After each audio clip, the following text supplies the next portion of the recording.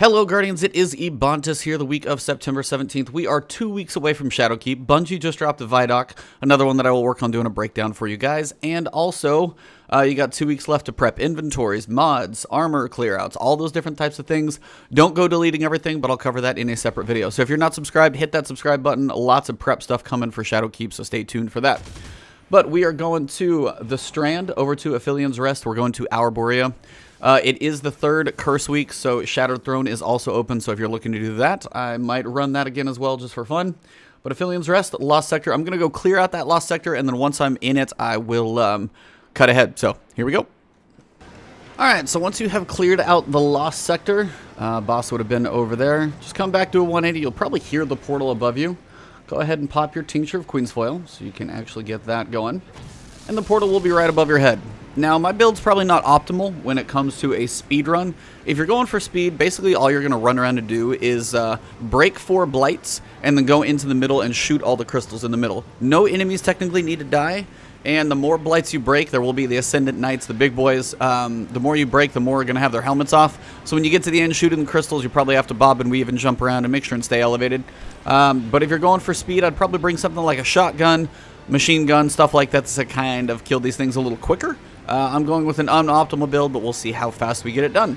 Once we get done with that, I will cut ahead and show you guys where the eggs and the lore bones and all that stuff are at. So, first things first, let's finish this Ascendant challenge. So when you come in, look for blights in any direction from the center. The knights will be spawning. And just make sure you don't go running off a cliff. You may not have the closest run to it, but I'm going to go over to this one first, because there usually is an outside trek to get to these places as well. So I'm going to head up and across. You never quite know how you're going to be able to get to some of these. They all can be a little different. Now I'm going to try a grenade launcher. This could be a giant mistake, so if I die, there's going to be a wonderful edit right here, but hopefully I don't. Peek barely inside. So there we go. There's one down. It's actually a pretty decent method as well if you got some grenade launchers. Now the enemies that spawn, they're going to be Thrall, maybe a Phalanx here and there. Most are going to be melee though, so you don't have to worry too much about it. And you end up just probably making a giant loop.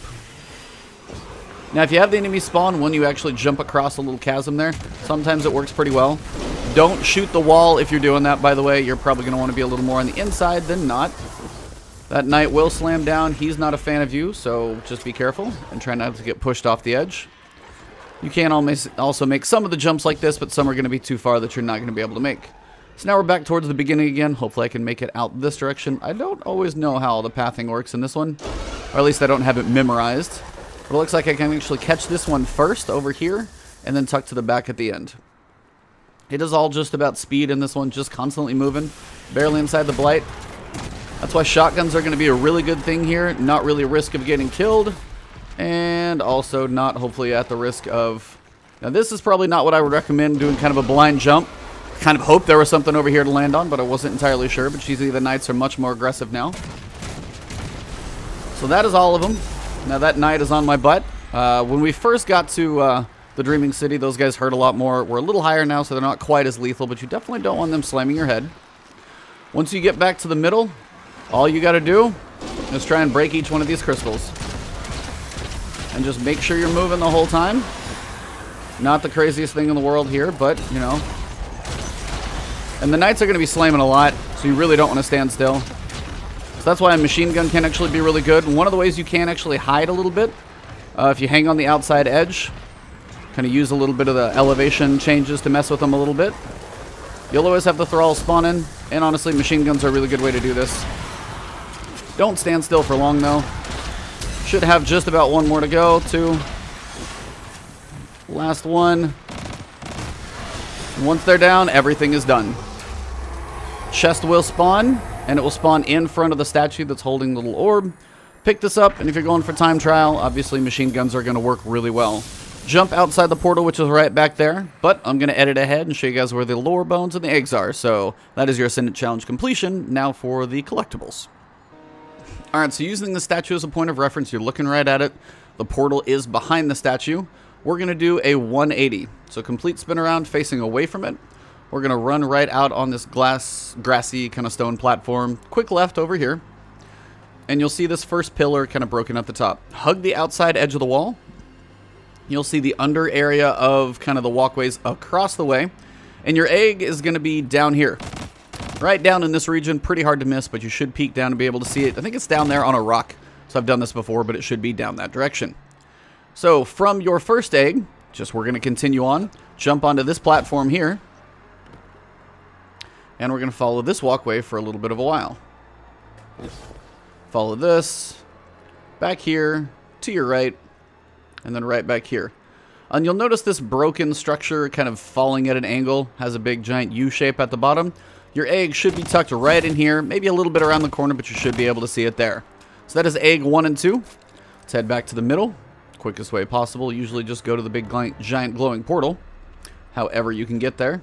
Never know. Some of these pathways are a little weird.